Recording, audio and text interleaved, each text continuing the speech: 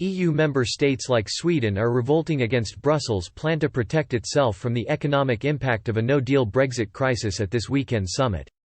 Brussels has demanded EU countries fund a €5 billion Brexit reserve fund to protect countries most at risk of economic turmoil after the UK leaves the bloc. However, according to RTE, Sweden has voiced fierce opposition to the plans at the European Union summit in Brussels this weekend.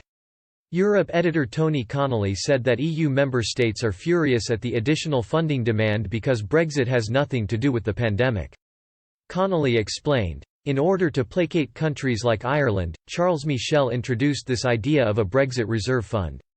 The idea was if Europe was going to refit its economy for a post-pandemic world, you have to take into asymmetric shocks like Brexit that will affect how economies will emerge from the pandemic. There is a figure of 5 billion in there. But, I understand that not everyone is happy with this idea." The Swedes in particular have been muttering about why Brexit should be part of this recovery fund. He continued, "In their view, Brexit has nothing to do with the impact of pandemic, but it is on the table and it's for the European Commission to work out how to allocate the Brexit money around the EU. Would it be allocated by the fall in trade flows from the UK or a drop in GDP?"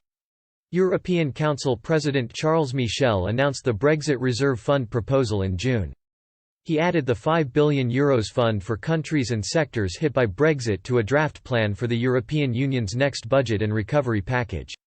At the time, Mr. Michel said, "Brexit is challenging for all of us and that is why we propose a Brexit reserve of €5 billion. Brexit with or without an agreement on future ties will have consequences in Europe for the member states and that's why I think it's necessary to ask the Commission to prepare for a needs assessment by November 2021.